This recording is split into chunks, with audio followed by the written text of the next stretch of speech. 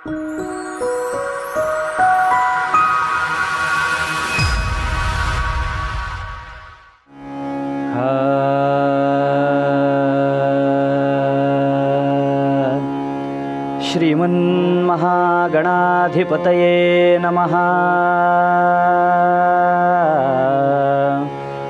यदा लम्बोदरं हन्ति सतां प्रत्यूहसम्भवं तदा लम्बेद्दयालम्बं लम्बोदरपदाम्बुजं। नमस्ते शारदे देवी सरस्वतीमतिप्रदे वसत्वं मम जिह्वाग्रे सर्वविद्याप्रदा भव।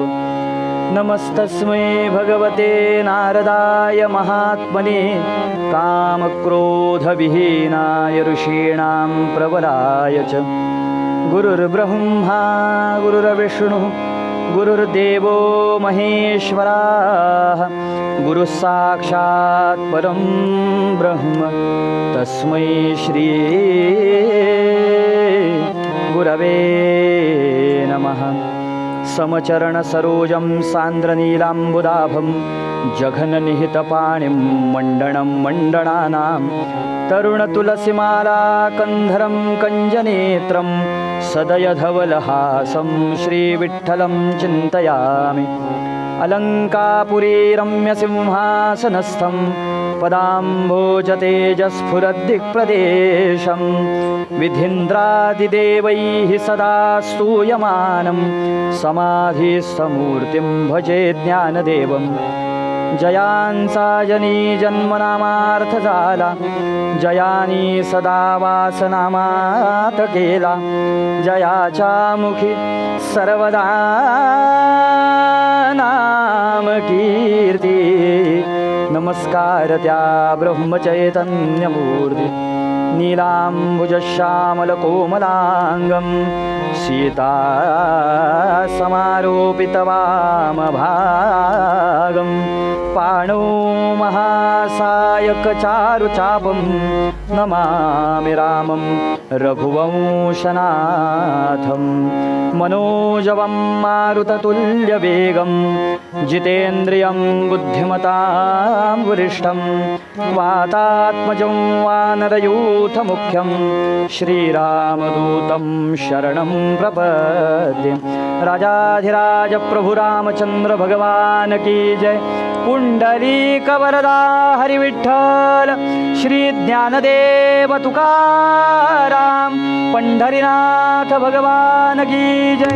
राजाधिराज प्रभु रामचंद्र भगवान की जय। जय जय रघुवीर समर्थ मंगलमूर्ती मोरया।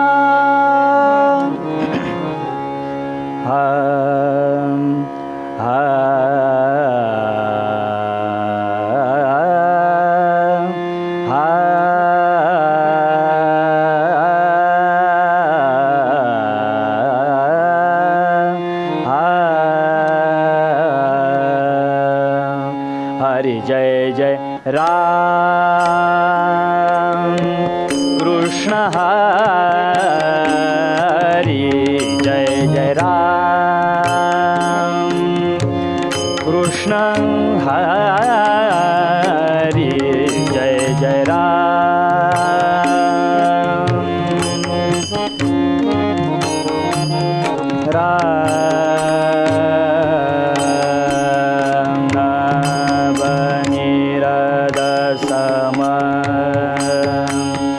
नवनीत प्रिय नवनीरदसमं नवनीत प्रिय नवल विनोद विहारी कृष्ण हरि कृष्ण हरि हरि जय जय राम कृष्ण हरि जय जय राम।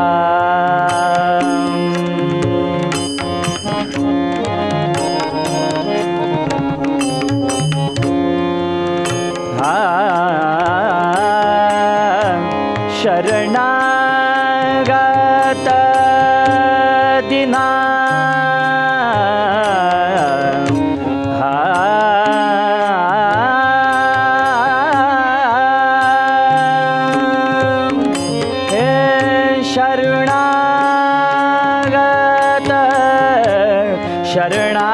शरणागत दीना दीना दीना दीना शरणागत दीना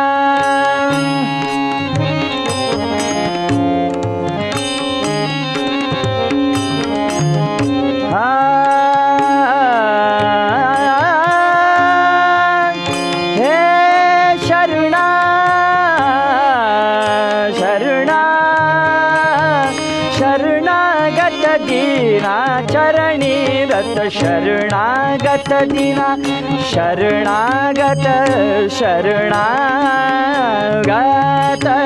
दीना दीना दीना दीना शरणागत दीना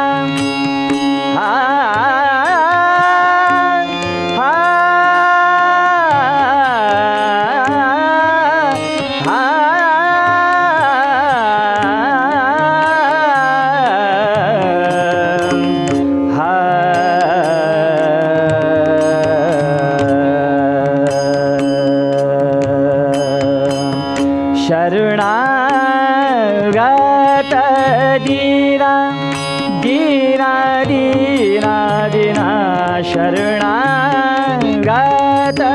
दीना चरणी रत करुणा दृष्टी निहारी करुणा दृष्टी निहारी कृष्ण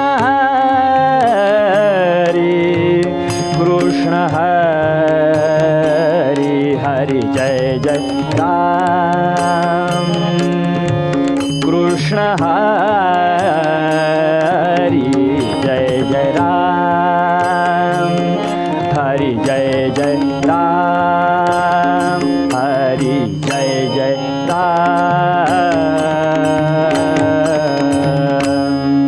ओ सीताराम चरणी लक्ष लागो लागो सीताराम चरणी लक्ष लागो लागो सीताराम चरणी लक्ष लागो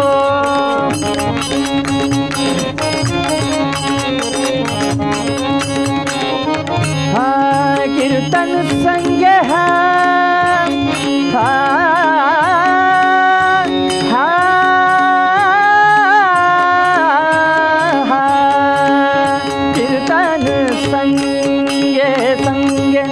कीर्तन संगे रंगात देह वाहो कीर्तन संगे रंगात देह वाहो सीताराम चरणी लक्ष लागो लागो सीताराम चरणी लक्ष लागो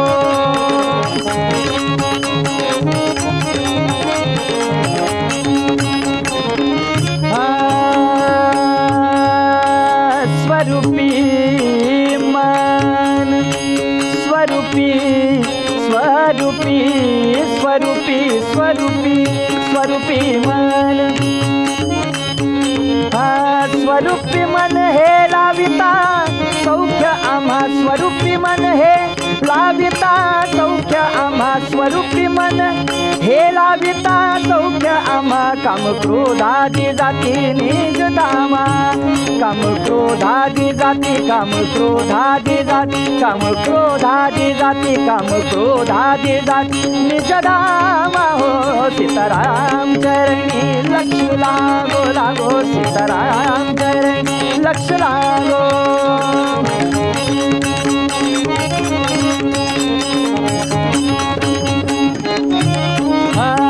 सद्रूप चिन्मय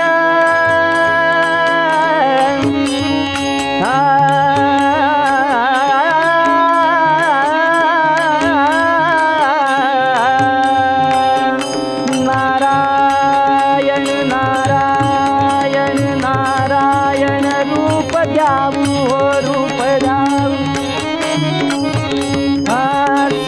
सद्रूप चिन्मया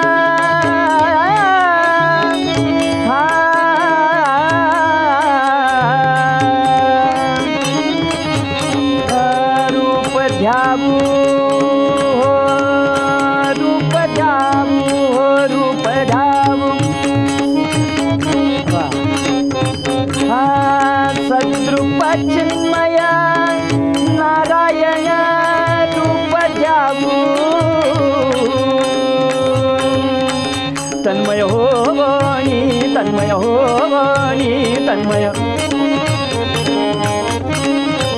तन्मय हो वाणी तन्मय हो वाणी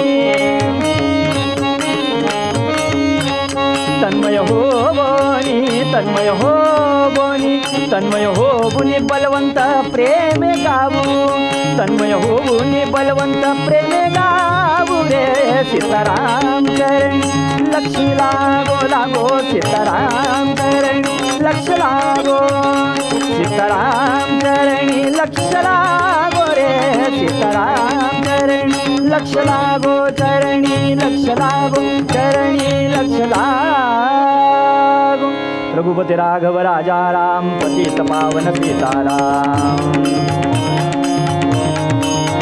राम रघुपती राघव राजा राम पतित पावन सीताराम रघुपती राघव राजा राम पतित पावन सीताराम रघुपती राघव राजा राम पतित पावन सीताराम रघुपती राघव राजा राम पतित पावन सीताराम रघुपती राघव राजा राम पतित पावन सीताराम हो रघुपती राघव राजा राम पतित पावन सीताराम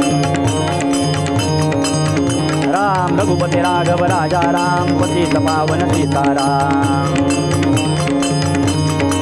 पुंडलिक वरदा हरी विठ्ठल श्री ज्ञानदेव तुकाराम पंढरीनाथ भगवान की जय राजाधिराज प्रभु रामचंद्र भगवान की जय माऊली ज्ञानेश्वर महाराज की जय जगद्गुरु तुकाराम महाराज की जय शांती ब्रह्म एकनाथ महाराज की जय देवर्षि नारद स्वामी महाराज की जय महर्षि वेदव्यास मुनि महाराज की जय अनंत कोटि ब्रह्मांड नायक राजाधिराज सच्चिदानंद सद्गुरु श्री ब्रह्म चैतन्य महाराज की जय जय जय रघुवीर समर्थ मंगलमूर्ती मोरया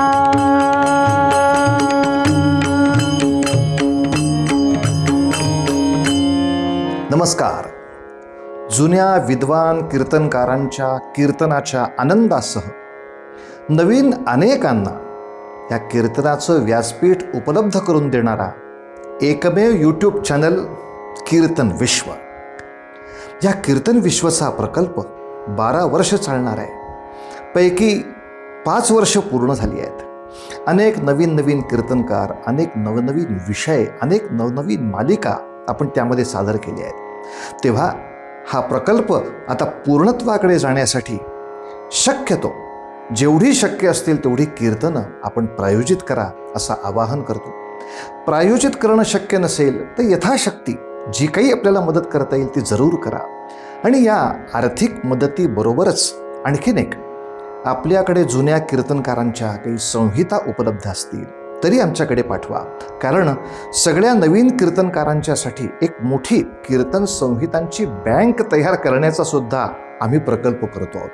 आणि अनेक जुन्या जाणत्या वेगवेगळ्या पठडीतल्या कीर्तनकारांची कीर्तनं ही रेकॉर्ड व्हावीत, आर्काईव्ह व्हावं या दृष्टीनं आपला हा प्रयत्न चालू आहे. तेव्हा असे कोणी कीर्तनकार असतील तरी त्यांची सुद्धा माहिती पाठवा. कार्यालयाचे नंबर आपल्या समोर आहेत. तेव्हा या प्रकल्पासाठी शेअर करा, सबस्क्राईब करा. हा तर विषय महत्त्वाचा आहेच, पण प्रायोजित करा आणि याचबरोबर अनेकांना या प्रकल्पामध्ये जोडून कीर्तन विश्वची बळकटी वाढवत राहा, एवढीच आपल्या सगळ्यांना प्रार्थना. हा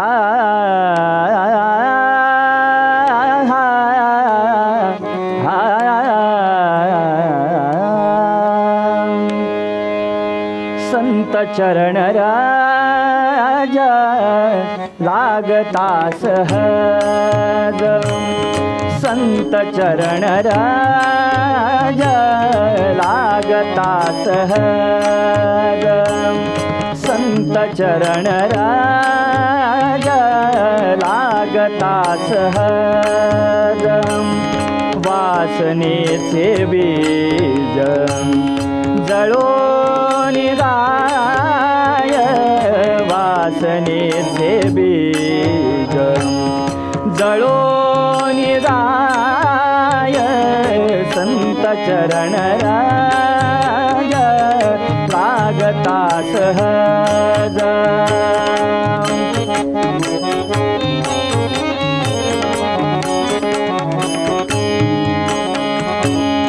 मग राम नामी उपजो आवडी मग राम नामी मग राम नामी राम नामी मग राम नामी उपजो आवडी सुख घडो गाडी वाढो लागे सुख घडो गाडी वाढो लागे वाढो लागे संत चरण राज लागता सहज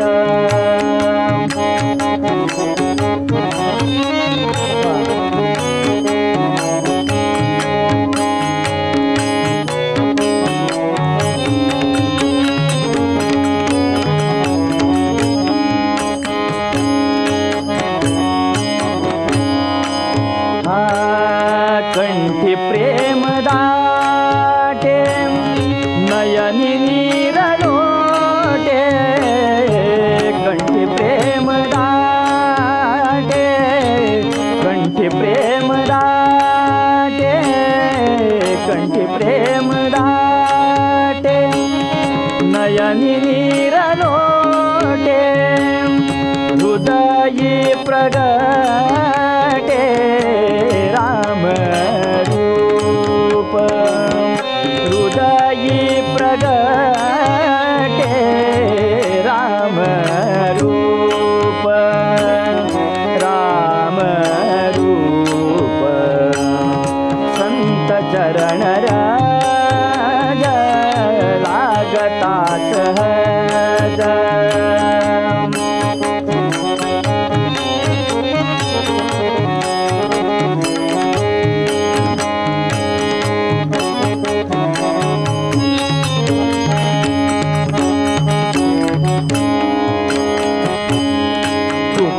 म्हणी साधन सुलभ गोमटे तुका म्हणी साधन तुका म्हणी साधन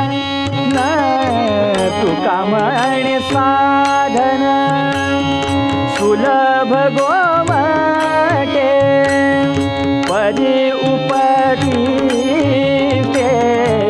पूर्व पुण्य पदी उपदी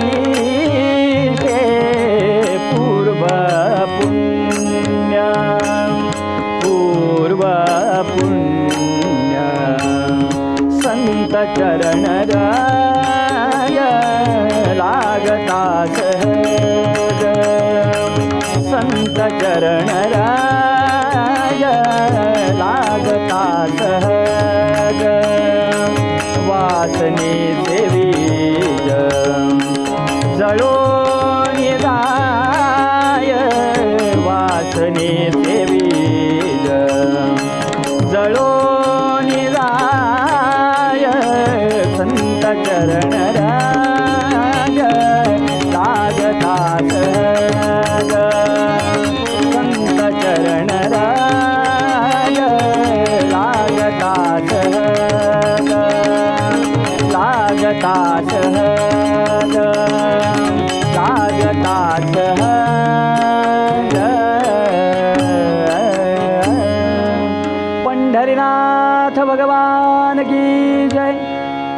दुर्लभं त्रयमेवैतत् देवानुग्ररहेतुकं मनुष्यत्वं मुमुक्षुत्वं महापुरुषसंश्रयात्।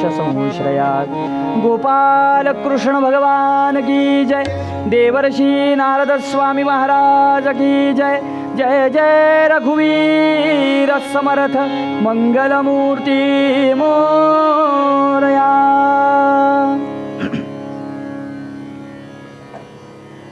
सर्वश्रुत असलेला, सर्वांच्या माहितीचा असलेला, सर्वांच्या पाठातला असलेला जगद्गुरु तुकोबारा यांचा अभंग। संत चरण रज लागता सहज, वासनेचे बीज जळोनी जाय। मग रामनामे उपजे आवडी, सुख घडोघडी वाढो लागे। कंठी प्रेम दाटे, नयनी नीर लोटे, हृदयी प्रगटे रामरूप। तुका म्हणे साधन, तुका म्हणे साधन, सुलभ गोमटे परी उपतिष्ठे पूर्वपुण्य। वरवर बघितलं तर अभंग अगदी सरळ साधा, पण जगद्गुरु तुकोबारा यांचा अभंग आणि इतका साधा असेल शक्यच नाही। जगद्गुरु तुकोबारा यांना खरं तर काय अभिप्रेत आहे अभंगातून, तर जगद्गुरु तुकोबारा यांच्या अभंगाकडे जात असताना काही अभंग हे पहिल्या चरणापासून विचारात घ्यावेत, काही अभंग शेवटच्या चरणापासून विचारात घ्यावेत, काही अभंग मधल्याच कुठल्या तरी चरणापासून विचारात घ्यावेत। पण प्रस्तुतचा अभंग हा शेवटच्या चरणापासून विचारात घेण्यासारखा आहे, कारण खरी मेख शेवटच्या चरणामध्ये आहे। तुका म्हणे साधन, सुलभ गोमटे परी उपतिष्ठे पूर्वपुण्य। अभंगात जगद्गुरु तुकोबाराय कुठल्या तरी साधनाची चर्चा करतात।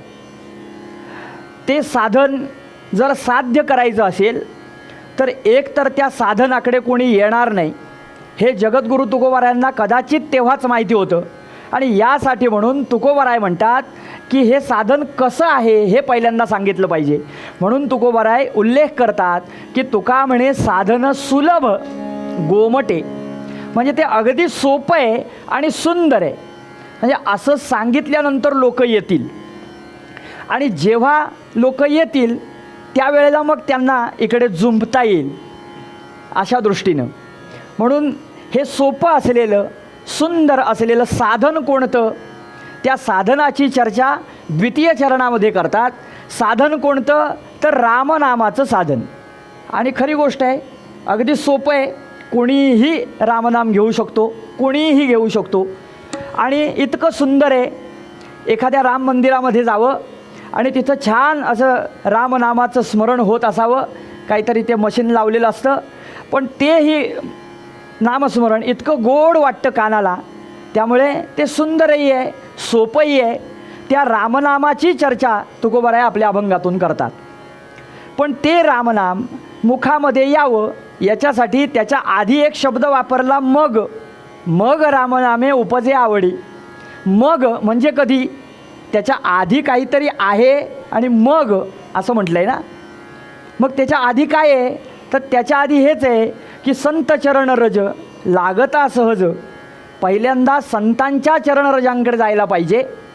जेव्हा संतांचा सहवास लाभेल त्यावेळेला वासनेचे बीज जळोनी जाय। संतांच्या सहवासात गेल्यानंतर, त्यांच्या आश्रयाला गेल्यानंतर पहिल्यांदा ते वासना नाहीशा करतात। एकदा वासना नाहीशा झाल्या की मग रामनामे उपजे आवडी। म्हणजे अगदी थोडक्यात नुसतं रामनाम घेऊन उपयोगी नाही, तर त्या रामनामामध्ये आवडी असली पाहिजे। ते रामनाम आवडीनं घेतलं पाहिजे, तर त्या रामनामाला काहीतरी अर्थ प्राप्त होईल। असं हे रामनाम। ते रामनाम घेतल्यानंतर काय आहे तर नंतर तुकोबाराय म्हणतात की सुख घडोघडी वाढू लागे। आपल्याला काहीही न करता सुख हवं असतं, पण सुख कधी मिळतं तुकोबाराय त्याचा पत्ता सांगतात। आधी रामनामाची आवडी आणि मग सुख घडोघडी वाढू लागे। घडोघडी दोन अर्थ काढता येतील। एक म्हणजे हातावरचं घड्याळ, त्यातला तासाला आपण घडी म्हणतो किंवा घटी म्हणतो, म्हणून घडोघडी। आणि दुसरा विचार घेतला तर घडा पाण्याचा आता लागतो आपल्याला, त्यामुळे ते घडे भरभरून सुख आपल्याला मिळेल त्या रामनामाची आवडी उपजल्यानंतर। पण जर हे सगळं व्हायला हवं असेल, हे सगळं साध्य व्हायला हवं असेल, तर त्यासाठी काय करावं लागेल?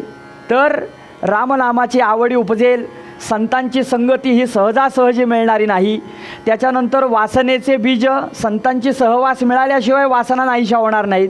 या सगळ्या गोष्टी एका गोष्टीला येऊन चिकटतात. ते म्हणजे काय? तर पूर्वपुण्य. मेख खरी इथं आहे. संतांची संगती होईल, त्यानंतर वासनेचे बीज जळोनी जाय, मग रामनामे उपजे आवडी, सुख घडोघडी वाढो लागे, कंठी प्रेम दाटे, नयनी नीर लोटे, हृदयी प्रगटे रामरूप.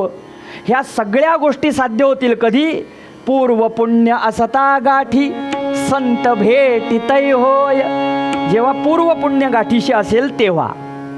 थोडक्यात पूर्व पुण्य गाठीशी असेल तर संतांची संगती झाल्याशिवाय राहणार नाही. आणि संतांची संगती खूप लांबचा विषय राहिला, पण संतांच्या चरणरजांचं महत्त्व काय आहे की ते चरणरज अगदी सहज जरी स्पर्श करून गेले तरीसुद्धा या जीवाचा उद्धार झाल्याशिवाय राहणार नाही, असं जगद्गुरू तुकोबाराय आपल्या अभंगातून सरळ अर्थाने म्हणतात. त्याप्रमाणे जगद्गुरू तुकोबाराय म्हणजे कोण? अर्थात जगद्गुरू तुकोबारायांची ओळख म्या पामरानं काय करावी, म्हणून संतांचं वर्णन हे पंतांच्या भाषेतच ऐकलेलं बरं. आणि यासाठी म्हणून पंत म्हणतात, मेघेन तरपिला जो, मेघेन तरपिला जो, चातक सुतृषित करील आ जितुका.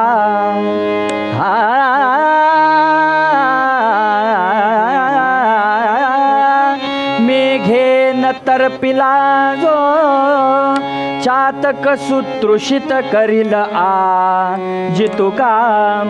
जो जो मुमुक्षु त्याते, जो जो मुमुक्षु त्याते, त्याते सुतृप्त करील आ जितुका. रामा राम राम हरे हरे रामा राम राम राम सीतापते रामा राम राम राम रघोत्तमा राम राम राम राम हरे हरे राम राम. मेघेन तरपिला जो, चातक सुतृषित करील आ जितुका. चातक नावाचा एक पक्षी जन्मभर तो उपाशीच असतो, तहानलेला असतो असं म्हणतात. कारण तो कुठल्या वहाळातलं कुठलं साठलेलं असं पाणी पित नाही, पाणी प्राशन करत नाही.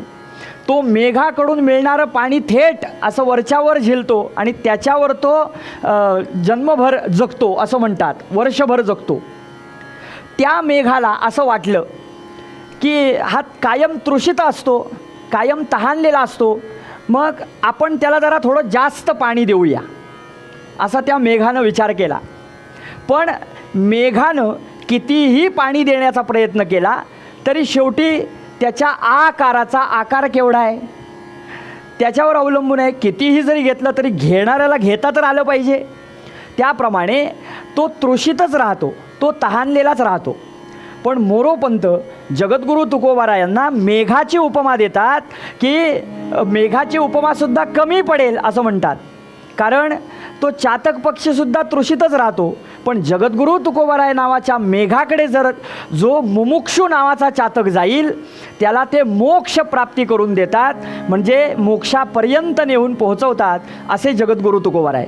आपल्या अभंगामध्ये संत संगतीचं महात्म्य काय आहे, त्यांच्या चरणरजांचं महात्म्य काय आहे हे वर्णन करताना म्हणतात, संत चरणरज लागता सहज, वासनेचे बीज जळोनी जाय. संतांची संगती, मुळात संगती म्हटलं की संगती करूच नये. कारण पुराणांमध्ये अनेक तत्ववेत्यांनी किंवा अनेक ऋषीमुनींनी आपल्याला हे सांगितलं की संगती ही दुःखदायक आहे. संगतीचा शेवटचा परिणाम दुःख हा एकमेव आहे. कसा काय? प्रभू राजा रामचंद्र आणि वसिष्ठ महाराज, योग वसिष्ठातला एक छोटासा श्लोक. योग वसिष्ठकार म्हणतात की रामा, संगती करू नको, कारण जर संगती करशील तर त्याचा परिणाम शेवटचा दुःख हाच आहे. कसं काय? आत्मनो जड संगास्यात, आत्मनो जड संगास्यात् दनात्मत्वं जडस्य तु स्यादात्मसंगादात्मत्वं जलाग्न्यं संगवन्वितः। गोपाल कृष्ण भगवान की जय। राजाधिराज प्रभु रामचंद्र भगवान की जय। आत्मनो जड संगास्यात्, या आत्म्यानं या जडदेहाची संगती केली, परिणाम काय तर त्याला दुःख भोगावं लागलं. कसं? त्याच्यासाठी वसिष्ठ महाराज एक उदाहरण देतात की आपल्या घरातलं एखादं अवजार लोखंडाचं ते खराब झालं, तुटलं, हरवलं, त्यावेळेला नवीन अवजार तयार करण्यासाठी म्हणून आपण त्या लोहारदादांकडे जावं. आपल्याकडे असलेलं ते लोखंड त्याच्याकडे द्यावं, पाटा, मोटारीचा जो पाटा असतो तो त्याच्याकडे द्यावा.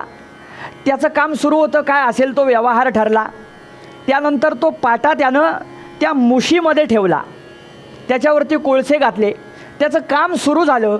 थोड्या वेळानंतर ते असलेलं लोखंड, साधारणपणे लोखंड काळ्या रंगाचं असतं, ते काळ्या रंगाचं लोखंड त्या अग्नीच्या ठाई दिल्यानंतर ते लाल बुंद दिसायला लागलं, तांबडं तांबडं लाल दिसायला लागलं. अर्थात तो अग्नी त्या लोखंडामध्ये शिरला, अग्नीनं त्या लोखंडाची संगती केली. परिणाम काय तर त्या लोहारदादांनी ती पट्टी एका सांडशीनं काढली, ऐरणीवरती ठेवली आणि त्याच्यावरती घणाचे घाव घालायला प्रारंभ केला. का? कारण जे अवजार तयार करायचं आहे त्याचा आकार त्याला द्यायचा आहे, यासाठी म्हणून प्रयत्न करायला सुरुवात केली. खरं तर दृष्टांत संपला. कारण काय की अग्नीनं त्या लोखंडाची संगती केली खरी, पण संगतीचा परिणाम शेवटी दुःख कसा तर खरं तर अग्नीचा काही संबंध नाही. त्या अग्नीच्या ठाई जे येईल त्याच्यामध्ये शिरणं हेच त्याचं काम. बरं, तो अग्नी आहे कसा? शुद्ध, बुद्ध, नित्य, मुक्त असा असलेला अग्नी आहे. तो निराकार आहे, तो निर्विकार आहे. त्याला एखाद्या काठीने मारलं काय किंवा त्याला लागलं काय, खुपलं काय, त्याला ना सुख ना दुःख, त्याला ना आकार ना त्याला काही. पण तरीसुद्धा त्यानं त्या लोखंडाची संगती केली, परिणाम त्या घणाचे घाव खावे लागले. संगतीचा परिणाम शेवटी दुःख आहे. म्हणून या आत्म्यानं या जडदेहाची संगती केली, परिणाम या जडदेहावरती बसणारे जे तडाखे, त्या सगळ्या तडाख्यांचा सामना तो शुद्ध बुद्ध नित्यमुक्त असणारा आत्मा त्यालाही करावे लागले. शेवटी तो आत्मा जरी नित्य स्वरूपाचा असला, अमर असला, तरीसुद्धा त्याला दुःख प्राप्त झालं. परिणाम संगती केल्याचा परिणाम. म्हणून संगती ही एकतर करू नये असं वसिष्ठ महाराज प्रभू रामचंद्रांना सांगतात, कारण त्याचा शेवटचा परिणाम दुःख आहे. आणि यासाठी म्हणून संगती एकतर करायची नाही. हे जरी लक्षात घेतलं तरीसुद्धा रामचंद्र म्हणतात थोडीशी तरी परवानगी द्या, थोडीशी परवानगी द्या. त्यावेळेला वसिष्ठ महाराज नाईलाजानं परवानगी देतात. कोणती परवानगी तर एकतर संगती करायची नाही, आणि जर वेळ पडलीच तर संगती करा, पण कुणाची करा तर संतांची संगती करा.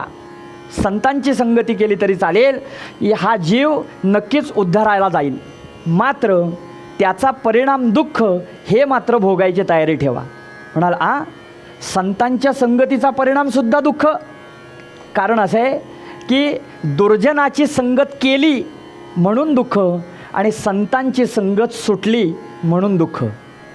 कारण अनुदिन नवमी ही मानसी आठवावी, बहुत लगबगीने कार्यसिद्धी करावी. समर्थांनी ओवी सांगावी आणि त्याची पूर्तता कल्याण स्वामींनी करावी. लवकरात लवकर तो नवमीचा दिवस उजाडला आणि त्याच्या आधी काही दिवस सगळे शिष्य समर्थांचे आले आणि समर्थांजवळ येऊन रडायला लागले. समर्थांनी विचारावं का रडता, का रडता? त्यावेळेला सगळ्यांनी सांगावं आता आपला सहवास संपला म्हणून रडतो. समर्थ म्हणतात इतकं वेळ, इतकं आयुष्य आपण इथं दासबोधाची पारायण केलीत, पण तरीसुद्धा मी काय अमरपट्टा घेऊन आलो आहे का? आलेला मनुष्य हा कधी ना कधीतरी जाणार. मग असं असतानासुद्धा तुम्ही का रडता? याचं कारण एकच सांगता येईल का संतांची संगत सुटली म्हणून या सगळ्यांना होणारं हे दुःख आहे. शेवटचा परिणाम दुःख हाच आहे त्यामुळे संगती करू नका, पण जर करायची वेळ आलीच तर संतांची संगती जरूर केली तरी चालेल. शेवटचा परिणाम मात्र दुःख आहे. असं करता करता या संतांची संगती जेव्हा होईल त्यावेळेला ते पहिल्यांदा काय करतात, वासनेचे बीज जळून जाय. संतांची संगती जेव्हा लाभेल त्यावेळेला वासना नाहीशा होतील. अनेक उदाहरणं देता येतील. उत्तम उदाहरण वाल्या कोळ्याचं देता येईल. नाव आहे रत्नाकर. वाल्या कोळी वाटमारी करायचा. त्यावेळेला देवर्षी नारदांसारखा सत्पुरुष त्याच्या आयुष्यामध्ये यावा. आणि शेवटी काय झालं, नारदांच्या सहवासातून पहिल्यांदा त्याला घरी पाठवलं. एकंदरीत संसार म्हणजे काय असतो, प्रपंच म्हणजे काय असतो, त्यातले सगळे आडाखे हे त्याच्यासमोर मांडवले. आणि त्यानंतर त्याच्या लक्षात आलं की हे जे प्रपंचासाठी आपण करतोय हे सगळं खरं नव्हे. प्रपंच महत्त्वाचा आहेच, पण तो किती, आधी प्रपंच करावा नेटका, मग घ्यावे परमार्थ मार्ग विवेका. पण तो प्रपंच तरी आपल्याला धड कुठे जमतोय हे ज्या वेळेला त्याच्या लक्षात आलं त्यावेळेला सगळ्या प्रपंचाचा त्याग करून तो शेवटी देवर्षी नारदांच्या चरणाशी यावा. वासनेचे बीज जळोने जाय, मग रामनामे उपजे आवडी. आता महत्त्वाचा मुद्दा, रामनाम हे कसं आहे, सोपं आहे, सुलभ आहे, कोणीही घेऊ शकतो. पण वाल्याला ते रामनाम घेता नाही आलं घेता नाही आलं. याचं कारण ते रामनाम मुखामध्ये यावं यासाठी सुद्धा मगाशी म्हटल्याप्रमाणे पूर्व पुण्य असता गाठी. ते पूर्व पुण्य असल्याशिवाय रामनाम घेता येत नाही. रामनाम कधी घेता येतं, जिव्हेमध्ये तशी शक्ती असेल तरच रामनाम घेता येतं. एखाद्या लहान मुलाला सांगितलं म्हण बाबा राम, तर त्याला म्हणता येत नाही, तो म्हणतो लांब लांब लांब. एखाद्या वृद्ध आजोबांना सांगितलं आजोबा म्हणा बरं राम श्रीराम जयराम जय जयराम, त्यावेळेला आजोबा काय म्हणतात, श्रीराम जयराम जय जयराम. कारण जिव्हेमध्ये शक्ती अजून आलेली नाही तेव्हासुद्धा राम म्हणता येत नाही. जिव्हेतली शक्ती आता निघून गेली तेव्हाही राम म्हणता येत नाही. मग जिव्हेमध्ये शक्ती असतानाच रामनाम म्हणता येतं. मात्र या वाल्याचं काय, वाल्याचं काय, त्याच्या जिव्ह्यामध्ये तर शक्ती आहे पण मात्र पूर्व पुण्याची गाठ थोडीशी कमी आहे ना, त्यामुळे त्याला रामनाम म्हणता येत नाही. तो मारा म्हणतोय पण त्याला रामा म्हणता येत नाही. मग काय करावं, देवर्षी नारद महाराज म्हणतात त्याला म्हण बाबा राम राम राम. तो म्हणतो नाही मारा मरा मारा आणि मरा एवढंच म्हणतोय. आता काय करावं. मग देवर्षी नारद महाराज म्हणाले काही हरकत नाही, मारा मारा म्हणा, फक्त जरा भरा भरा म्हणा. असं म्हटल्यानंतर 2 वेळेला मारा म्हणावं तेव्हा एकदा रामा यावं आणि त्या नामामध्ये जेव्हा दीर्घता यावी तेव्हा याच वाल्याचा वाल्मिकी व्हावा. नारदांच्या सहवासाचा हा परिणाम आहे. काय, आद्य कवी वाल्मिकी ज्यांना म्हणतात, ज्यांनी प्रभू रामचंद्रांचं काय चरित्र लिहावं, रामायण लिहावं, असा अधिकार प्राप्त होऊ शकतो तो त्या संत चरणरजांच्या महात्म्यामुळे. अर्थात मग रामनामे उपजे आवडी, सुख घडो घडी वाढो लागे. सगळेजण सुखाच्या मागे लागलेले असतात, काही न करता सुख हवं असतं. मग ते सुख कधी मिळतं, रामनामाची आवडी उपजल्यानंतर. तुम्ही म्हणाल वाल्याला काय मिळालं हो रामनामाची आवडी उपजली मग काय मोठा बंगला मिळाला का, मग त्याला कार मिळाली का, मग त्याला अमुक मिळालं का, त्याला तमुक मिळालं का, याला सुख म्हणावं का. तर हे खरं सुख नव्हे महाराज, हे खरं सुख नव्हे. शाश्वत सुख कोणतं, तर जीवाचा त्या मोक्षप्राप्तीचा जो उद्धार तिथपर्यंत जाणं हे खरं सुख आहे. त्या सुखाची प्राप्ती या रामनामाने होते. मात्र कंठी प्रेम दाटे, नयनी नीर लोटे, हृदयी प्रगटे रामरूप, ही पुढची पायरी त्या रामनामाने त्या संत सहवासानंच सिद्ध होते. या सगळ्या गोष्टी शक्य आहेत कधी, ज्या वेळेला पूर्व पुण्य गाठीशी असेल त्यावेळेला. म्हणून जो मानवी जन्म मिळाला आहे त्याच्यामध्ये फक्त पुण्यकर्मच करावं, पुण्यार्जन करावं, जेणेकरून आपल्याला मोक्षप्राप्तीकडे जाता येईल. हाच आशय जगद्गुरु तुकोबाराय आपल्या मूळ पद्यामध्ये सांगताना म्हणतात,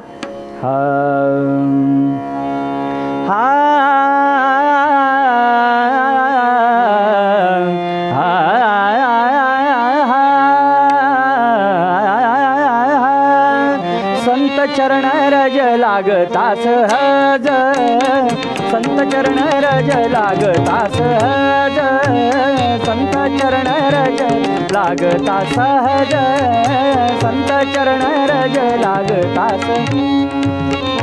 संत चरण रज लागता सहज,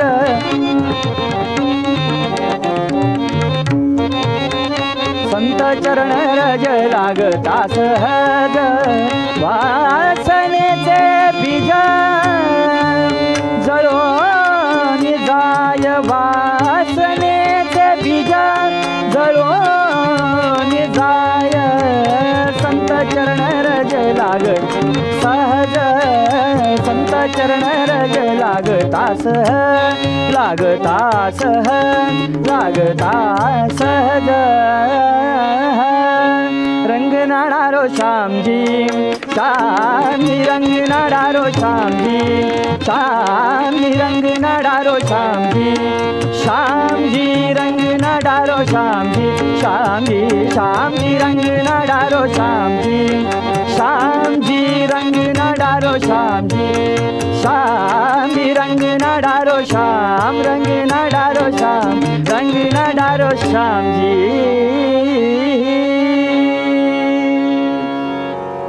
मध्यंतरामध्ये थोडा वेळ राम नावाचं स्मरण करू आणि उत्तर भागाकडे जाऊ. रघुपती राघव राजा राम, पतित पावन सीताराम, रघुपती राघव राजा राम, पतित पावन सीताराम, रघुपती राघव राजा राम, पतित पावन सीताराम, रघुपती राघव राजा राम, पतित पावन सीताराम, रघुपती राघव राजा राम, पतित पावन सीताराम, रघुपती राघव राजा राम, पतित पावन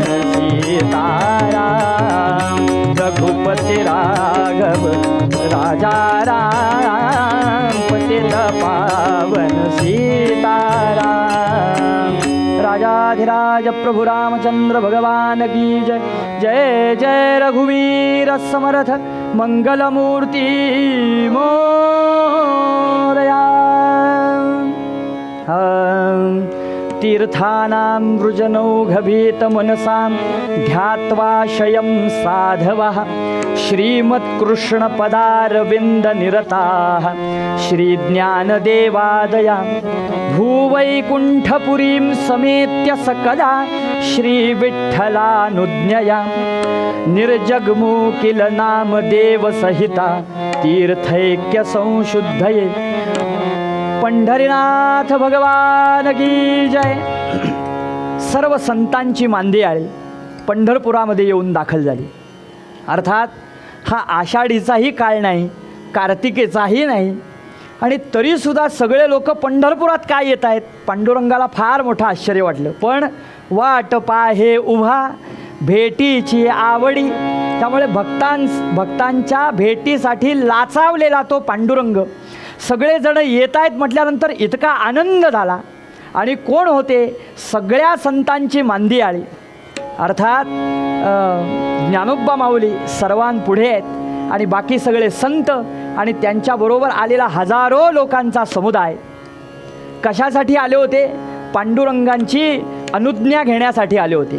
काय की तीर्थयात्रेला जावं का, तीर्थयात्रेला जावं का याच्यासाठी म्हणून. अर्थात सगळी तीर्थ ज्या पांडुरंगाच्या पायाशी आहेत त्या पांडुरंगाचं दर्शन घेतलं आणि आता तीर्थयात्रा करावी असं सर्व संतांना आणि ज्ञानोबा माऊलींना का वाटावं.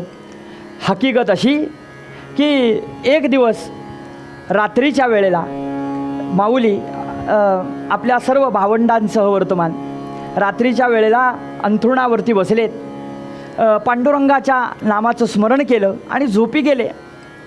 कारण रात्री झोपत असताना देवाचं नाव घेऊन निद्राधीन व्हावं बरं.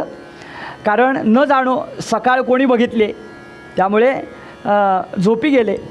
आणि मध्यरात्रीच्या वेळेला हजारो लोकांचा समुदाय माऊलींच्या इथं धावत धावत यावा, माऊली आम्हाला वाचवा, आम्हाला वाचवा, आम्हाला वाचवा.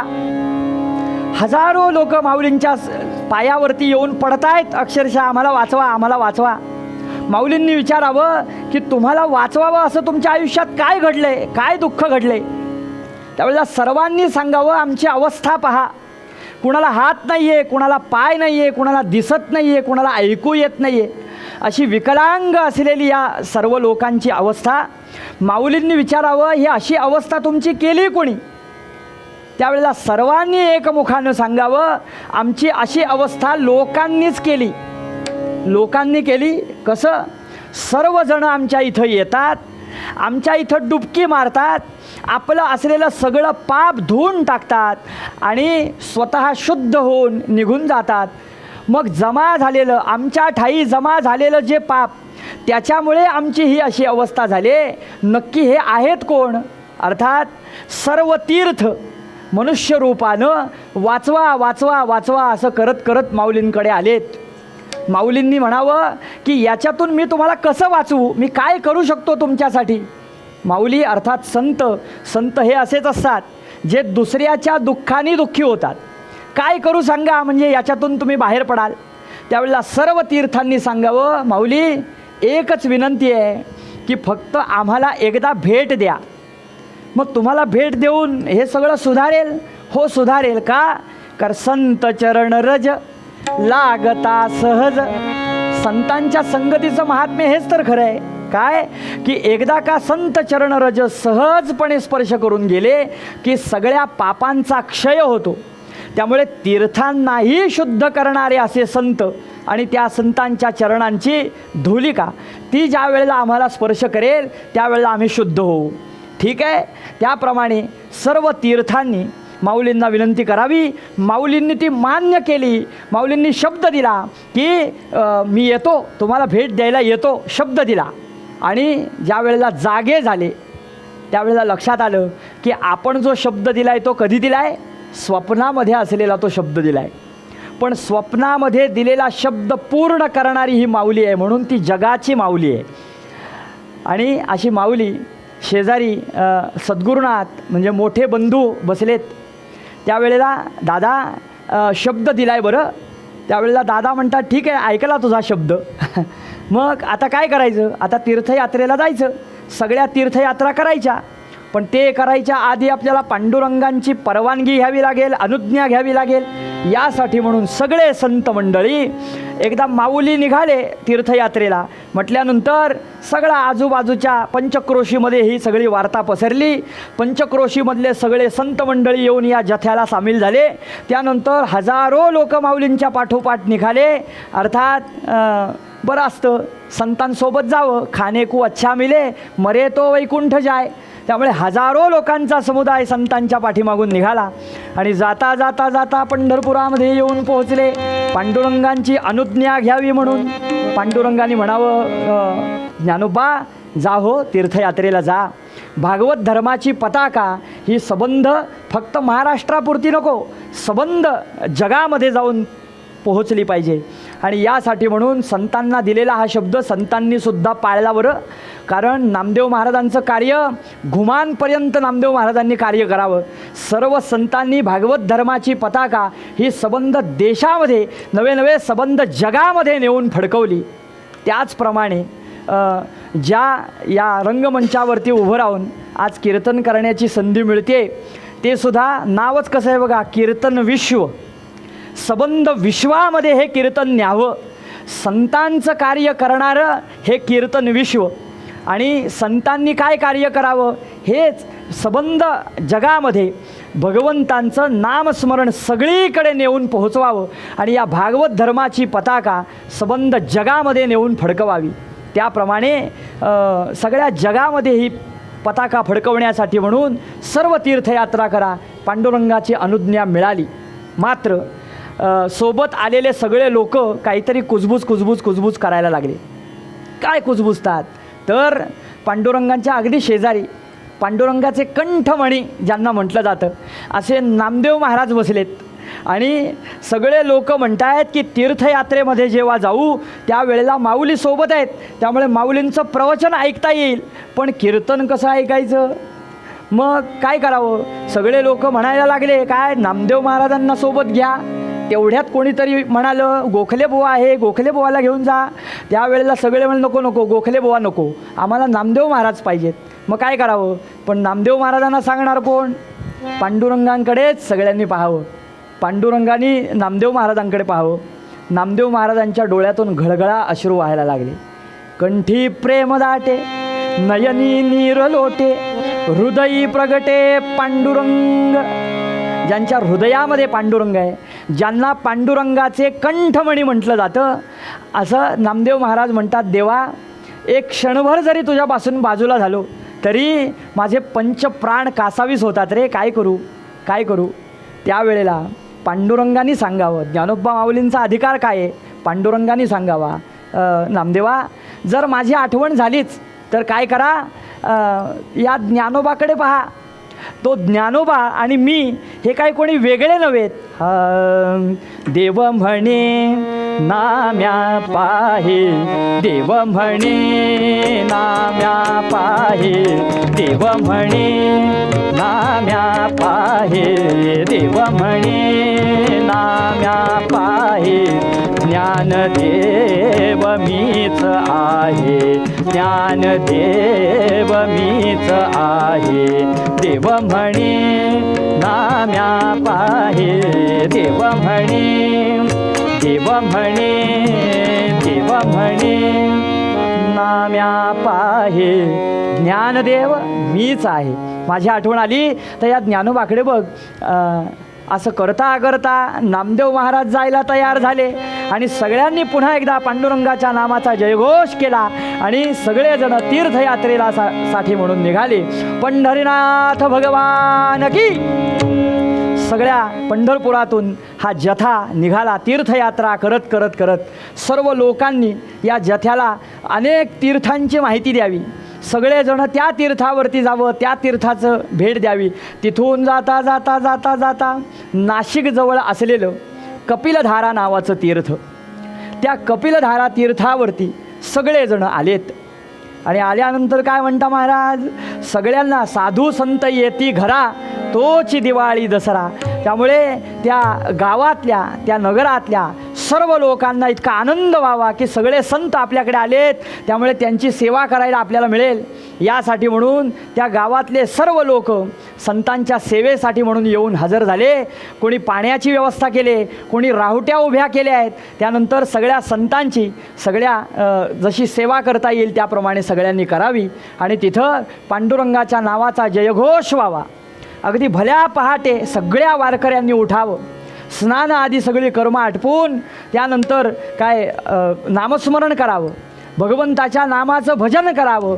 त्यानंतर हरिपाठ व्हायचा, त्यानंतर माऊलींचं प्रवचन, मग नामदेव महाराजांचं कीर्तन. आणि असं सगळं करता करता तो दिवस असाच त्या नामस्मरणामध्ये निघून जावा, परमानंदामध्ये निघून जावा. आणि करता करता या गावातल्या 2 मैत्रिणी अगदी भल्या पहाटे उठावं आणि त्या कपिलधारा तीर्थावरती यावं. आल्यानंतर अर्थात सोबत आणलेला तो हंडा आणि आणलेलं धुणं, खांद्यावरून आणलेलं ते धुणं तिथं धुवावं. तो हंडा असा लखलखीत घासून त्याच्यामध्ये नदीचं शुभ्र असं स्वच्छ पाणी भरून घ्यावं. ते पाणी घरी पूजेसाठी घेऊन जायचं आहे, बरं घेऊन जायचं आहे. भल्या पहाटे ब्राह्म मुहूर्तावरती आलेल्या या दोघीजणी आपला सगळा नित्यभाग जो आहे तो पूर्ण केला आणि कपड्याचे पिळे असे खांद्यावरती टाकलेले. त्यानंतर काय हंडा असा घेतलेला आणि दोघीजणी निघाल्या आपापल्या घरी. आणि जाता जाता जाता कानावरती टाळ आणि मृदुंगांचा आवाज ऐकू येऊ लागला. मधुर असलेला तो आवाज, अर्थात आली कुठून शिकानी टाळ मृदुंगाची धून, आली कुठून शिकानी टाळ मृदुंगाची धून, नाद विठ्ठल विठ्ठल, नाद विठ्ठल विठ्ठल, नाद विठ्ठल विठ्ठल, उठे रोम रोमातून आली कुठून शिकानी. जय जय विठ्ठल जय हरी विठ्ठल, जय जय विठ्ठल जय हरी विठ्ठल, जय जय विठ्ठल जय हरी विठ्ठल, जय जय विठ्ठल. त्या टाळ मृदुंगांचा आवाज ऐकू येऊ लागला. अर्थात पावलं तिकडं वळली हो, पावलं तिकडं वळली. अर्थात जायचं होतं घरी, पण जिथून टाळ मृदुंगांचा आवाज येतोय तिकडं या दोघी जणी निघाल्या. आणि इथं येऊन पाहतात तो काय, सगळ्या संतांची मांदियाळी जमा झालेली आणि तिथं पांडुरंगाच्या नामाचा जयघोष चाललेला. तो जयघोष पूर्ण झाला आणि त्यानंतर साक्षात माऊली उच्चासनावरती बसलेले आहेत आणि माऊलींचं प्रवचन सुरू झालं. अर्थात ते प्रवचन किती वेळ चाललं असेल तरीसुद्धा, काय 2 तास चाललं असेल, 3 तास चाललं असेल, तेवढा वेळ या दोघी जणी तो पाण्याचा हंडा, कपड्याचे पिळे तशाच घेऊन उभ्या राहिलेल्या. असं का? देहभान विसरून गेल्या हो. कारण माऊलींच्या मुखातून स्त्रवणारा अमृताचा वर्षाव या दोघी जणी जमा करतायत, ऐकतायत आणि त्याच्यातून देहभान विसरून गेलेल्या या दोघी जणी ऐकता ऐकता माऊलींचं प्रवचन पूर्ण झालं. सगळेजण म्हणायला लागले आता नामदेव महाराजांचं कीर्तन. नामदेव महाराज म्हणतात माऊलींच्या प्रवचनानंतर मी कीर्तन करावं. त्यावेळेला ज्ञानोबा माऊलींनीच सांगावं, काय नामदेवा तुमचं कीर्तन मला ऐकायचं आहे, ज्ञानोबा रायांच्या शब्दासाठी. म्हणून नामदेव महाराज कीर्तनाला उभे राहिले.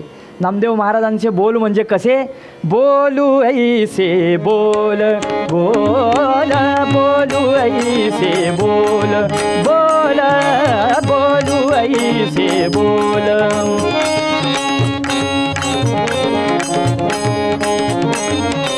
बोलू ऐसे बोल बोल, बोलू ऐसे बोल,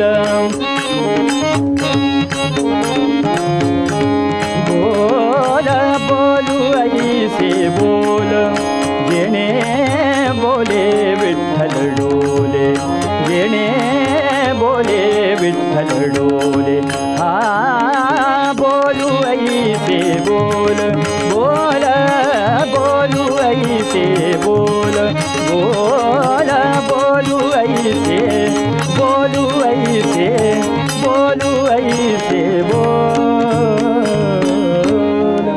नामदेव महाराजांचं कीर्तन सुरू झालं. अर्थात ज्या कीर्तनामध्ये पांडुरंगाने साक्षात येऊन नाचावं आणि मंत्रमुग्ध व्हावं असं नामदेव महाराजांचं कीर्तन, जिथं साक्षात पांडुरंग नाचतो तिथं तुमच्या आमच्यासारख्या मानवांची काय कथा. अर्थात या दोघी जणी आलेल्या त्यासुद्धा मंत्रमुग्ध होऊन गेल्या. देहभान विसरून नामदेव महाराजांचं कीर्तन ऐकतायत आणि ऐकता ऐकता ते कीर्तन किती वाजता पूर्ण झालं असेल, त्याच्यामध्ये सुद्धा 2 तास 3 तास असेच निघून गेले असतील. तेवढा वेळ या पाण्याचा हंडा, कपड्याचे पिळे तशाच घेऊन उभ्या होत्या आणि काहीतरी असा व्यत्यय यावा की एखादा उन्हाचा कवडसा यांच्या डोळ्यावरती पडावा. तेव्हा दोघी जणी जाग्या झाल्या. अरे ब्राह्ममुहूर्तावरती आलेलो आपण, पाण्याचा हंडा घरी पूजेसाठी म्हणून नेऊन द्यायचा आहे, जुना काळ आहे, त्यामुळे आता घरी गेल्यानंतर आपली काही खैर नाही, काहीतरी ऐकावं लागणार. म्हणून दोघी जणी लगबगीनं आपापल्या घरी याव्यात. ती मैत्रीण आपल्या घरी निघून गेली आणि हिचं नाव आहे शुद्धमती. पाण्याचा हंडा घेऊन घरामध्ये आली. आल्यानंतर अर्थात काय करायचं असतं, एकंदरीत वातावरण बघितलं. वातावरण म्हणजे असं झालं होतं की स्वारी सोवळं नेसलेलं आहे, उपरणं घेतलेलं आहे आणि ओटीवरती येरझाऱ्या घालतायत. अजून आली कशी नाही, अजून कशी आली नाही. आणि तेव्हाच लक्षात आलं आपल्याला काहीतरी ऐकावं लागणार. करता करता यांना राग कसा काढायचा हा बरोबर माहिती असतो आणि मग त्याप्रमाणे तिनं तीच युक्ती करावी. पाण्याचा हंडा देवघरामध्ये नेऊन ठेवला आणि आपल्या मनगटापासून कोपरापर्यंत असलेला जो हिरवा चुडा, तो हिरवा चुडा असा वाजवत वाजवत वाजवत त्याची ती किणकिण आणि तेव्हा आपल्या पतिराजांना नमस्कार केला वाकून. स्वामी क्षमा करावी, स्वामी क्षमा करावी, आगमनी जाहला मला वेळ. स्वामींनी सुद्धा क्षमा केली हो. कारण का, नावच आहे कमलाकर पंत. कमलाकर पंत अर्थात एवढंच सांगितलं, अहो जेव्हा सकाळी जाता कीर्तन प्रवचनाला जरूर जा, मात्र तेवढं पाणी पूजेसाठी असलेलं तेवढं आणून द्या, म्हणजे काम पूर्ण होतं. का, कारण देव वाट बघत बसतात ना, त्या वेळेलाच पूजन करावं बरं, कारण देव आपल्यासाठी तिष्ठत उभा असतो. आणि यासाठी म्हणून तेवढं फक्त समज दिली आणि या शुद्धमतीनं आपल्या पतिराजांना सांगावं, महाराज अशी एक विनंती होती, साधू संत येती घरा तोच दिवाळी दसरा. या न्यायानं एवढे संत मंडळी अगदी आपल्या इतक्या जवळ येऊन थांबलेत, तर त्यांना आपल्याकडे दुपारच्या भोजनासाठी म्हणून बोलवावं, यासाठी म्हणून त्यांना आमंत्रण करायला जावं, त्यांना बोलवण्यासाठी म्हणून जावं. त्यावेळेला कमलाकर पंतसुद्धा आपल्या पत्नीला हेच म्हणतात की जेव्हा तू हे सांगितलंस त्याच वेळेला माझ्या मनात हेच विचार यायला लागले होते. मग आता काय करूया, मी जातो त्यांना बोलवायला.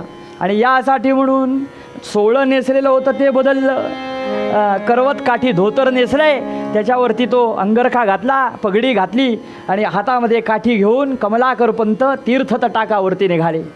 तुम्ही म्हणाल देवपूजेचं काय झालं? देवपूजेचं काय झालं? साधू संत येती घरा तोच दिवाळी दसरा. त्यामुळे सांगणं असं आहे, मोठ्या सत्पुरुषांचं ऋषीमुनींचं सांगणं असं आहे, ऋषीमुनी म्हणतात की संत पुजावे आरते आणि देव सारावे परते. त्यामुळे संत आले असतील तर त्यांचं पूजन आधी करा, देवाचं पूजन नंतर केलं तरी चालेल. का, कारण संत हे पृथ्वीवरचे चालते बोलते भगवंत आहेत. आणि त्याप्रमाणे संतांचं काय, त्यांना निमंत्रण देण्यासाठी म्हणून कमलाकर पंतांनी यावं. हरिपूजा तैसी टाकी, मग आला तीर्थत टाकी. हरिपूजा तैसी टाकी, तो आला तीर्थत टाकी. देखिला साधूचा मेळा, करी वंदन वेळोवेळा. संतात मुख्य तो दिसला, नता करुणित या ते बदला. प्रेम भाव चित्ती घसला, देखिला सावता माळी, वपू विशाल गंध कपाळी. देखिला सावता माळी, वपू विशाल गंध कपाळी. ज्या वेळेला कमलाकर पंतांनी यावं त्यावेळेला सावतोबा सामोरे आले. अर्थात महाराजांना विनंती केली, महाराज आपण सर्व संतांची मांदियाळी इथं जमला आहात. तर त्यावेळेला विनंती अशी होती की दुपारच्या वेळेला भोजनासाठी म्हणून आमच्याकडे यावं. त्यावेळेला सावतोबांनी एकदाच फक्त बघावं, शेतकरी गडी, आक्कडबाज मिशा आणि असं मुंडासं बांधलेलं करकरत्या वहाणा पायामध्ये. आणि त्यावेळेला तुमची वृत्ती अतिनिर्मळ, गृहस्थाश्रमी झाली सुफळ, परंतु आमचे येणे होणार नाही. का, कारण एवढ्या हजारो लोकांचा समुदाय तुमच्या घरी घेऊन आलो, 4 महिन्याचा शिधा एकाच दिवसात संपून जाईल. मग काय करावं, तुम्हीच सर्वांनी इथं या, आपण एकत्र प्रसाद करू. त्यावेळेला कमलाकर पंतांनी पण सांगावं, कारण भगवंताचे भक्त हे सोपे नसतात. भगवंतांचे भक्त कमलाकर पंतांनी सांगावं, महाराज काळजी करू नका, या गावाचा मी उपाध्याय आहे, त्यामुळे देनेवाला राम, खानेवाला भी राम, बीच में मेरा क्या काम. त्यामुळे देणारे ते आहेत, घेणारे तुम्ही आहात, मी एक निमित्त मात्र आहे. पण तरीसुद्धा यायला जमणार नाही. मग काय करावं? कमलाकर पंतांच्या मनात विचार यायला लागले की संतांनी आपल्याकडं यायला नकार दिला, याचाच अर्थ पूर्वरंगात आपण बघितलंय, पूर्व पुण्य असता गाठी, संत भेटितय होय. संतांनी यायला नकार दिला याचाच अर्थ पुण्य कमी पडलं. मग ते पुण्यार्जन व्हावं यासाठी काय करावं? हा देह विसर्जित करूया असे विचार मनात यायला लागले. कारण ज्या देहाकडून पुण्यार्जन होत नसेल असा देह काय कामाचा. त्यामुळे देह विसर्जन करावं. बरं, एकाच विचाराचे 2 जण आहेत आणि यासाठी जो विचार कमलाकर पंतांच्या मनात यावा तोच विचार शुद्धमतीच्या मनातही यावा. पण त्याच वेळेला या दाम्पत्याचा एक छोटासा मुलगा 5 वर्षाचा, तो धावत धावत आला, खेळायला कुठंतरी गेलेला. त्याला आईच्या कमरेला मिठी मारली, आई मला भूक लागली ग, मला काहीतरी खायला दे. रडे दावे निज पोट म्हणे आई, रडे दावे निज पोट म्हणे आई, मला खायाला काहीतरी देई, मला खायाला काहीतरी दे. आई मला काहीतरी खायला दे ग, मला भूक लागली. पण आई 1 नाही 2 नाही काहीच बोलत नाही. म्हणून वरती बघतं तर आई रडते. आई रडते. आईच्या डोळ्यामधून पाणी. का बरं पाणी येत असेल? कारण कोणीतरी धपाटा मारल्यानंतर रडायचं. 5 वर्षाचा मुलगा काय विचार करणार? आणि त्याप्रमाणे त्यानं मारणारा एकच माणूस घरात असतो. म्हणून बाबांकडे बघितलं, त्यावेळेला बाबांच्या डोळ्यामध्ये सुद्धा अश्रू दिसले. अरे बापरे, काहीतरी वेगळं आहे. आई काय झालं ग तुला, का बरं रडतेस? त्यावेळेला आईनं सगळे हकीकत कथन करावे. संतांनी यायला नकार दिला, संतांनी यायला, म्हणून तुम्ही रडता. कसे येत नाहीत ते मीच बघतो. म्हणून हा 5 वर्षाचा मुलगा उडी मारून जो निघाला मी आणि तो संतांना म्हणून निघाला.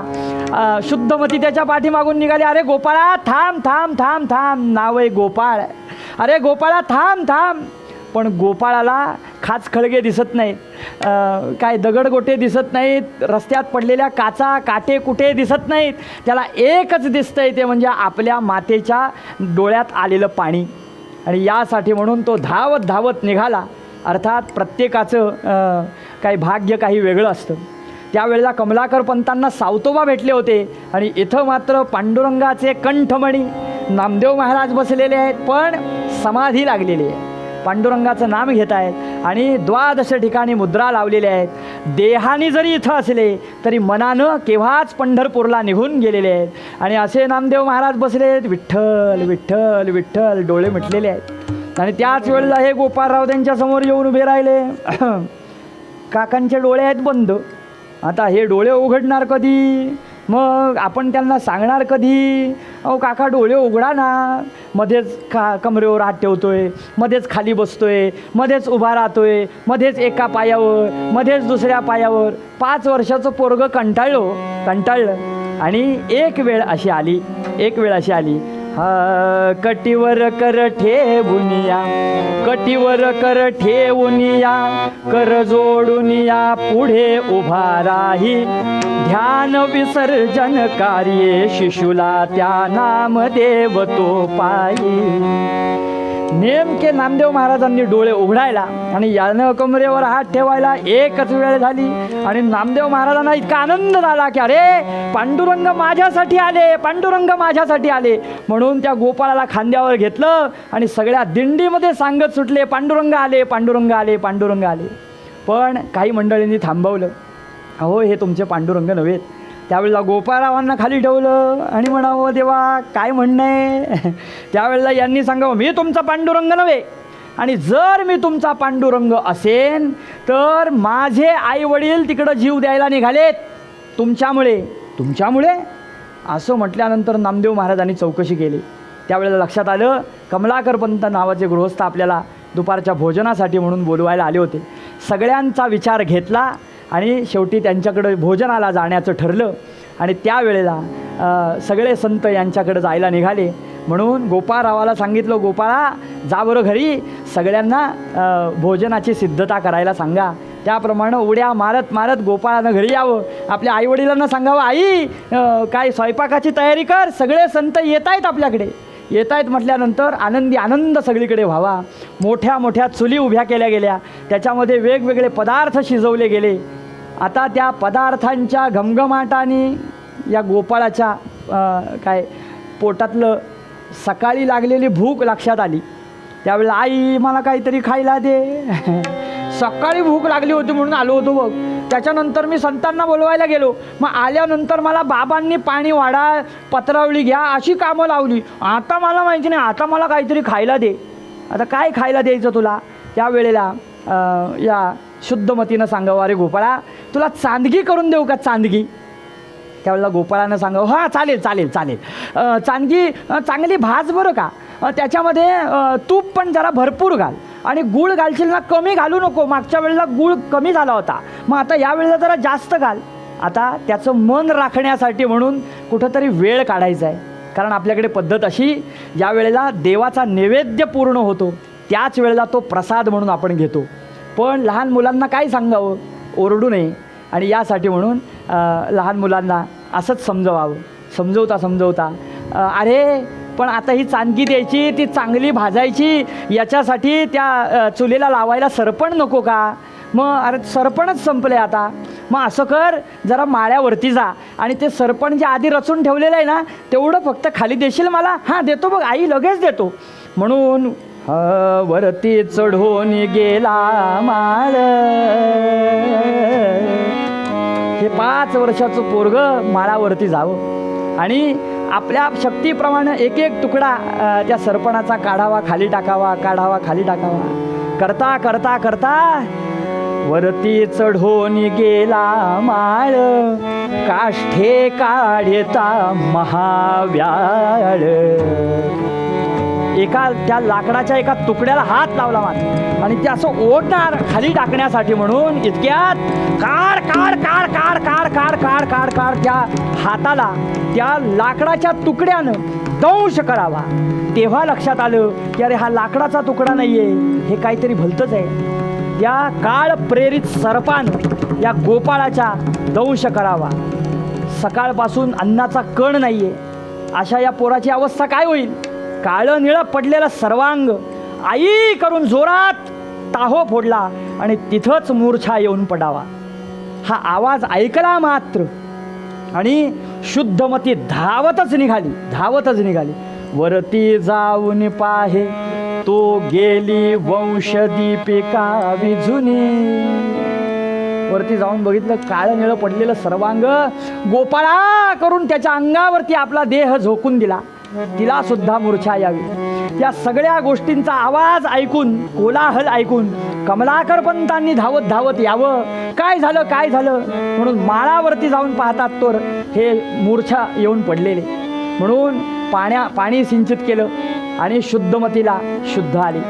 त्यावेळेला सांगावं काय, साधू संत येती घरा तोच दिवाळी दसरा. साधू संत आले तर देवाची पूजा सुद्धा आपण बाजूला ठेवतो. आपलं दुःख म्हणजे काय चीज आहे? दुःख करायचं असेल आयुष्यभर दुःख करू, पण आत्ता ती वेळ नाही.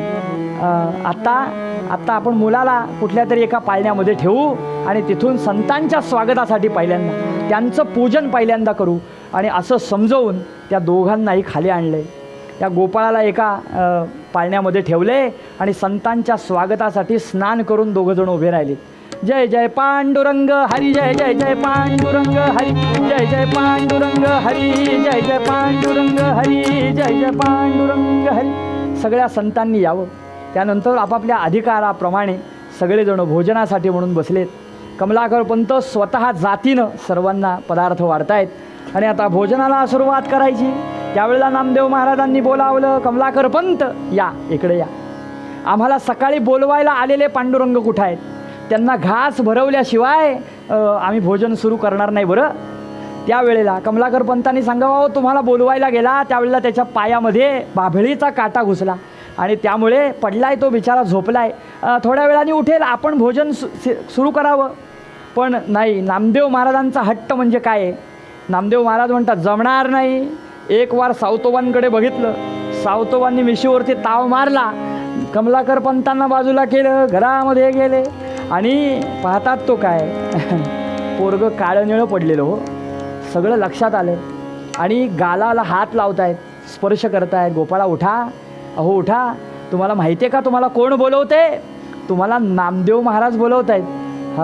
बाळा गोपाळा रे उठ, तुला नामदेव बोलावी. नामदेव महाराज बोलवत आहेत आणि त्याला हातावरती घेतले आणि असं पंक्तीत मध्ये आणून ठेवलं नामदेव महाराजांच्या समोर. नामदेव महाराजांनी उचललं आणि ज्ञानोबरायांच्या समोर आणून ठेवलं. महाराज आपण निर्णय करा, आपण ज्या भगवंतांचे भक्त ज्यांच्या घरी यावं ते घर दुःखाला कारण ठरावं. काय करावं? त्यामुळे काय होईल? पांडुरंगाच्या नावाला बोल लागेल. त्यामुळे ज्ञानोबरायांनी सुद्धा सांगावं, नामदेवा तुमचा अधिकार मोठा आहे, पोराला उठवा, तुमची जबाबदारी आहे. नामदेव महाराजांचा अधिकार जगाला कळावा यासाठी ज्ञानोबरायांनी दिलेलं काम करण्यासाठी म्हणून सिद्ध झालेत नामदेव महाराज. ते कलेवर हातावरती उचललं, एका भिंतीजवळ आणून ठेवलं आणि म्हणतायत, देवा उठा उठा उठा. आम्हाला फसवता का? आम्हाला फसवता? अहो साऱ्या जगाला फसवा, पण तुम्ही आम्हाला नाही फसवू शकत. का? कारण एवढंच कोणीतरी येतं, तुम्हाला दंश करतं आणि तुम्ही आम्हाला सोडून जाता. होय, असं होईल? अहो त्या डोहामध्ये, यमुनेच्या डोहामध्ये कालियाच्या डोक्यावरती नाचून तुम्ही त्याला त्याच्या सदनासाठी म्हणून पाठवलं आणि हे एवढं कोणीतरी येऊन तुम्ही आम्हाला सोडून जाता? कसं शक्य आहे? जगाला फसवा, उठा, लवकर उठा, लवकर उठा. पण गोपाळ उठत नाही म्हटल्यानंतर, देवा तुम्हाला उठावं लागेल असं म्हणत म्हणत म्हणत नामदेव महाराज एक एक पाऊल मागं मागं मागं मागं निघाले. जय जय पांडुरंग हरी, जय जय पांडुरंग हरी, जय जय पांडुरंग हरी, जय जय पांडुरंग हरी. एक एक पाऊल मागं जाणारे नामदेवराय बघितले. सगळ्यांच्या लक्षात आलं काय होणार आहे ते. मग नामदेवाला आवरा, नामदेवाला आवरा. पण नामदेव महाराजांना कोण आवरणार? पांडुरंग हरी, जय जय जय पांडुरंग हरी. एक एक पाऊल मागं जाणारे नामदेव महाराज. काय करायचं हे ठरलेलं आहे. आपलं मस्तक त्या भिंतीवरती आपटावं आणि पांडुरंगाला येण्यासाठी म्हणून भाग पाडावं. यासाठी म्हणून नामदेव महाराज एक एक पाऊल निघालेत मागं मागं मागं आणि तिथून जोराने निघाले, धाड धाड धाड धाड. आणि त्या भिंतीवरती आता आपलं मस्तक आपटणार.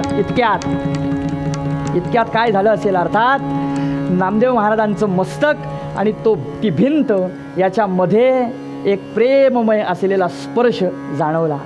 कोण असणार? अर्थात हा श्रवणी मनोहर मकर कुंडले फुल्लगल्ल कर्णात प्रसन्न लोचन इंदुवदन तिल पुष्पनासिका कुंदरदन हनु अधर बिंबगत हास्य मंद मंद हरिहा आनंदाचा कंद हरिहा आनंदाचा कंद हरिहा आनंदाचा कंद.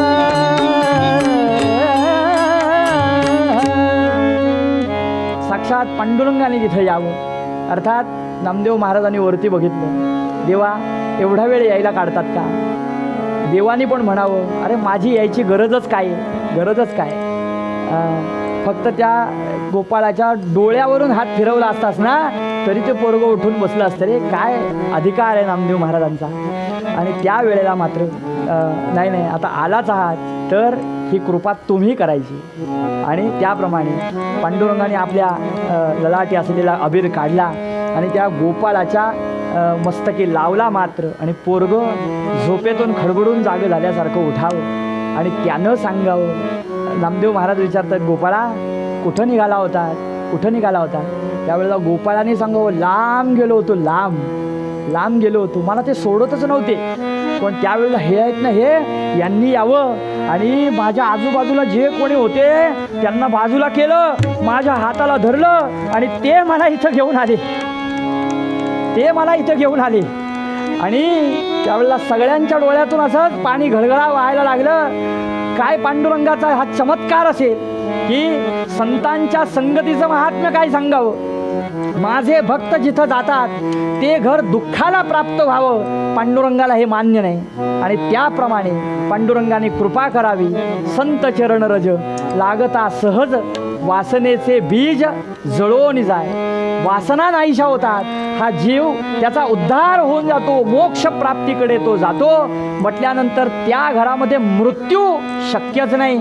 आणि त्याप्रमाणे संतांची कृपा अशीच होते आणि तेव्हाच इमारत फळाला येते.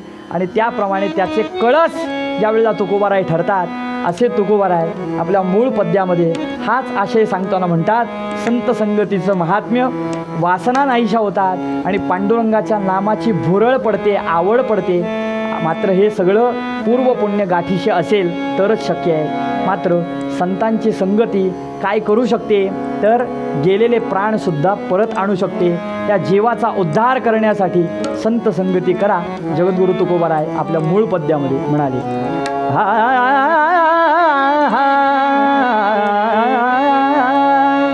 संत चरण रज लागता सहज, संत चरण रज लागता सहज, लागता सहज, लागता सहज. पंढरीनाथ भगवान की जय. हे कीर्तन आपल्याला कसं वाटलं आपला अभिप्राय जरूर कळवा. हे कीर्तन लाईक करा, शेअर करा. अधिकाधिक लोकांपर्यंत ही कीर्तनाची परंपरा पोहोचण्यासाठी आम्हाला सहकार्य करा. कीर्तन विश्व हे यूट्यूब चॅनल गेली 4 वर्ष अव्याहतपणे सुरू आहे. आपल्या सर्वांच्या मदतीनं, सहकार्यानं कीर्तन विश्व यूट्यूब चॅनल अधिकाधिक लोकांपर्यंत पोहोचत आहे, लोकप्रिय होत आहे. मी आपल्या सगळ्यांना विनंती करतो की आपल्या क्षमतेप्रमाणे आपण प्रत्येकानं किमान एक तरी कीर्तन प्रायोजित करा. 61 साजरी करत असताना, 75 साजरी करत असताना, घरात नवीन बाळाचा जन्म झालाय, बारसं झालंय, कुठल्या तरी निमित्तानं कुलदेवताचे आशीर्वाद आपल्याला प्राप्त व्हावे, अशा वेगवेगळ्या निमित्तानं एक तरी कीर्तन प्रायोजित करा आणि या कीर्तन विश्व प्रकल्पाला सहकार्य करा. हे एक ईश्वरी कार्य आहे. आपण सगळ्यांनी याच्यामध्ये सहभागी व्हावं आणि या परंपरेचं जतन करावं, संरक्षण करावं आणि संवर्धन करावं, अशी मी आपल्या सगळ्यांना विनम्र प्रार्थना करतो.